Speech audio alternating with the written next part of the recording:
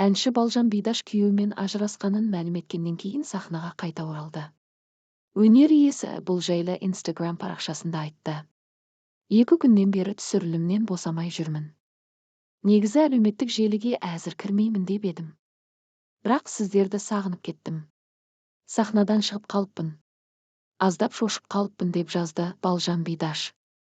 Естеріңізге сала кетейік, осыған дейін Балжан Бидаш Жахан Отарғалиевпен ажырасқанын ресми түрде растады. Сіздер шындықты білуге лайықтысыздар. Осы уақытқа дейін біз үшін алдыңдап жатқандарыңызға рахмет. Сондықтан рас па, өтірік па деген ақпаратты біз екі жаққа кеттік деп растаймыз. Өмір болған соң біз күтпеген жағдайлар болады екен. Әркім өзінше бақытты болатынына сенемін деп жазған болатын Балжан Бидаш. Кейінірек Жахан Отарғалиев Балжан Бидашпен не үшін ажырасқанын ашып айтты.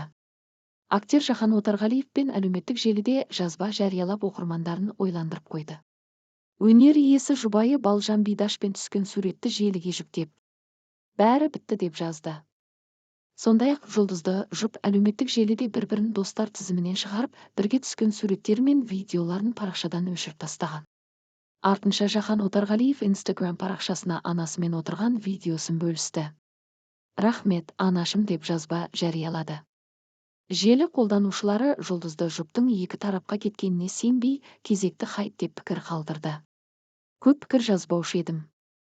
Бірақ 7 қыркүйекте шығатын киноға бола осылай хайп жасап, бәрі бітті деп халықты алдап, ертең фильм біткен соң қайта қосылдық десеңіз, бұл дардай басыңызға абғысын жасап еді.